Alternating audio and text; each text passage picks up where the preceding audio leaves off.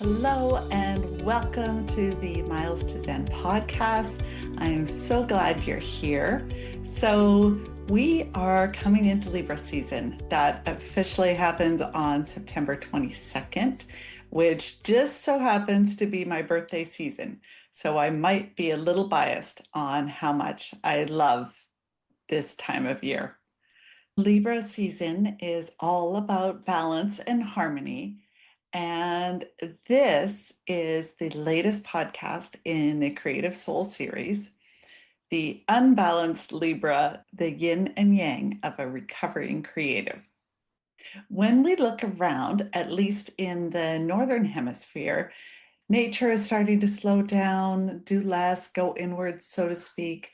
But for most of us in September, especially after the crazy adjustment of the start of school, for lots of people, it feels like things are really ramping up. Work projects get into full speed, the calendar explodes. It feels like a fresh start, like a January, but also it's like the balance that we may have experienced over the summer is finished or on its way out. Just in case you haven't had enough Liz Gilbert quotes, here's another one. She says, "The madness of this planet is largely a result of human beings' difficulty in coming into virtuous balance with themselves." Yep, check. I have certainly felt this.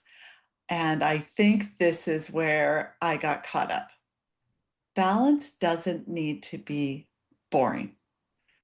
And when I say balance, I don't mean some dull middle ground where everything is gray and flat. That's not it at all. For me, a big part of balance, if not the entirety of the conversation, is about the two energies we carry, the masculine and the feminine, the yang energy or the yin energy. The yang energy is the container, the structure, the focus, the doing, and the feminine or the yin energy is the flow, the intuition, the play, the dreaming, not male or female, just energies.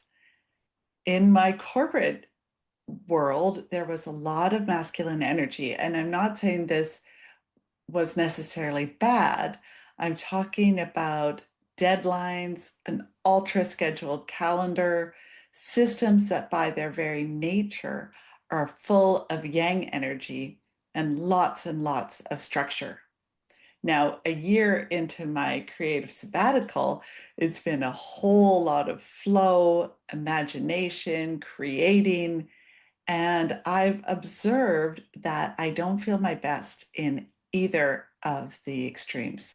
Too much structure, I lose my sparkle. Too much flow, I kind of swirl in ideas and never land anything.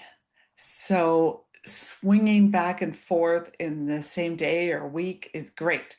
Nonstop living in a predominance of one energy feels exhausting.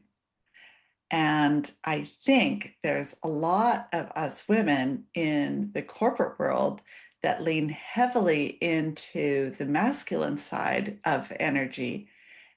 And it's to feel belonging in an environment. And then that gets us even more exhausted. And I'm having more and more conversations with people, men and women, who are feeling the need for something else. They're craving something more. They're looking for more out of their lives, a more meaningful existence. And I feel like we can't really talk about balance without talking about what we're seeing happening in the workforce since the pandemic. Well, the pandemic was really an in-our-face reminder that life is fleeting. And if we don't shape our lives with intention, it can pass us by in a flurry of to-do lists. And in 2025, we're actually seeing a greater number of people who are feeling burnt out. Forbes reported that 66% of Americans are feeling burnt out. That's the highest in recorded history. In Canada, it's about 50%, and it's about the same in Europe. So we see this with lots of women leaving corporate because so many are balancing too much and perhaps not living lives that are aligned with their values. And I can relate. I was also feeling burnt out with caregiving, home, my career, and I felt like I wasn't truly living the life that I wanted to be living. I was stretched too thin. I felt too constricted. I was all yang, overscheduled, too many demands, and thought surely there needs to be a better way.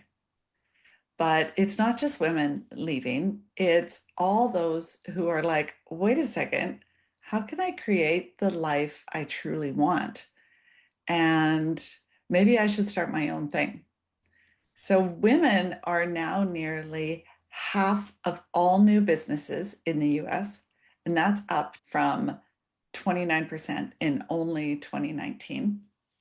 And flexibility and autonomy were the top reasons. So, getting back to balance in the simplest of forms, my friend Monica Chignell from Life Lift Coaching said something that really stuck with me. Water needs a container. Water, of course, being the feminine, the flow, the yin, and the container being the masculine, the yang. A plant needs a pot. A painting needs a canvas. A performer needs a stage. You get the point. Without structure, creativity can leak out everywhere, but too much and it gets suffocated. So that's what I think happens in a lot of corporate spaces. We feel the need to insert so much structure that people forget who they really are. And on the flip side, that some creatives avoid structure at all costs and then never end up bringing their creation into the world. And both sides can leave us feeling unbalanced and not the highest version of ourselves. And funnily enough, and this may be way too out there for some of you, but if you followed me past the Libra season, I'm sure you're okay. So I was just looking at the one of my platforms and the number of downloads, and it said 2424. So I thought, oh, just for the heck of it, I'm going to look up the meaning of that number. And what did it say? Balance and harmony. This number frequently appears as a sign to bring equilibrium to all areas of your life, especially between personal and professional matters. Now, I thought that was pretty funny. Like, what timing? So, now going back to our creative stuff, when you think about a perfectly balanced painting, for example, it feels harmonious, right? And typically, these are the best sellers at galleries. But sometimes the really powerful stuff often has really obvious contrast, a little imbalance, a tension that you can't ignore, and it just pulls you in. And with photography, one of my favorite things is I love, love, love noticing the light, and especially the light after a storm or the golden hour right before sunset. Now, to me, that is balance. It's not bland, it's not dull, but that moment where light and dark meet, something magical happens. And a friend of mine who recently left a senior role in a traditional type corporation, maybe about 6 months ago, we were laughing about the little ways we used to sneak creativity into our jobs.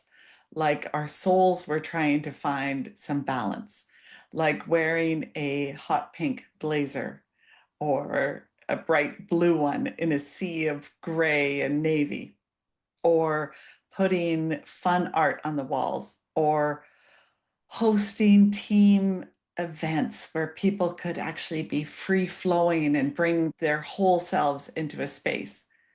So sometimes to create balance, it isn't simply quitting your job and moving to Bali, although that sounds pretty dreamy. Um, Sometimes it's just putting a little more you back into whatever container for your life you already have. So if you've been feeling stretched, trying to find any balance, you're not alone. I think that that's part of being human, especially being a creative human. So too much yin and you may have endless ideas and no finished projects. And too much yang, you might be super productive, but feel soulless. So maybe today ask yourself, where can I use a little more container? And where could I use a little more water? Balance isn't about being perfect in a perfect state of alignment. It's really about flow. And for me, I'm all about recognizing the moments that make me feel I am exactly where I'm meant to be. Libra season reminds us that we hold the scales of our life. We get to choose what balance of the masculine and feminine, the yang and the yin that we want to have. Where do we want the flow? Where do we want the structure? Instead of asking, am I too busy? Let's ask, am I balanced? Am I creating the life that I love, that I choose, that is aligned with my unique self?